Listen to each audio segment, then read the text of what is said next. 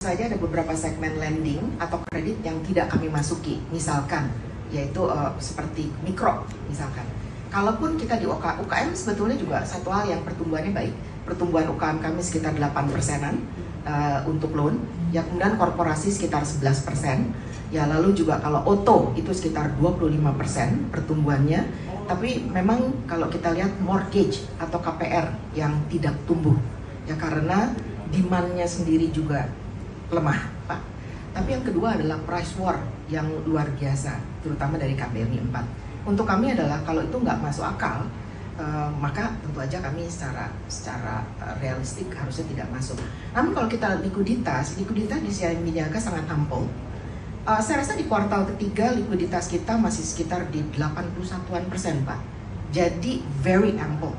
Kalau kita lihat likuiditas di market sendiri di tahun 2025 di awal itu sudah jauh di atas 95%. Kita nggak bicara lagi di KBRI 3 dan 2 dan sebagainya. Tapi kalau KBRI 4 saja, likuiditas itu di kuartal kedua, kuartal pertama, itu udah di 95 sampai dengan 98%. Tapi saya pikir di kuartal ketiga sudah mulai melandai. Dan kami harapkan apalagi di Himbara, dengan penggelontoran 200T harusnya LDR atau likuiditas di Himbara akan jauh sekali membaik ke depan. Nah, kami akan mengambil kesempatan untuk retail apabila memang making sense. Jadi seperti yang kami khawatirkan sekarang itu adalah daya beli yang belum terlihat baik ya. Dan saya pikir kalau saya ngobrolan dengan teman-teman saya di Himbara, sekarang yang menjadi challenge untuk teman Himbara adalah mau lendingnya kemana, supaya nanti jangan jadi NPL. Kalau NIM bisa bagus karena cost of fund murah di 4%, kalau koperasi di 2%, kemudian bisa masuk ke loan. Sekarang UKM juga terbatas, Pak, pertumbuhannya. Kita tahu UKM practically 0,1 sampai 1% saja pertumbuhannya. Kami sendiri UKM di 7-8% karena kami mengambil sub-segmen tertentu yang memang kami bisa punya keahlian.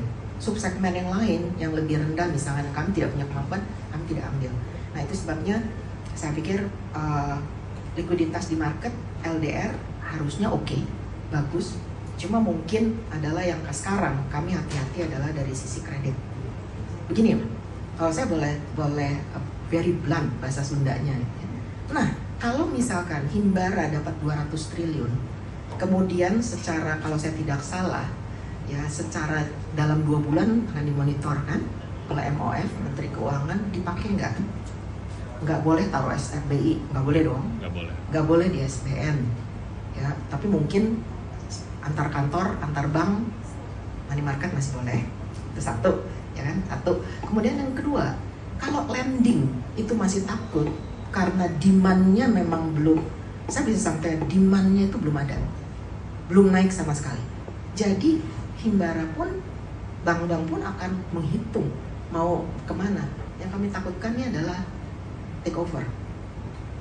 Kalau take over dari bank swasta, maka sebetulnya ekonomi yang diciptakan kan tidak tercapai.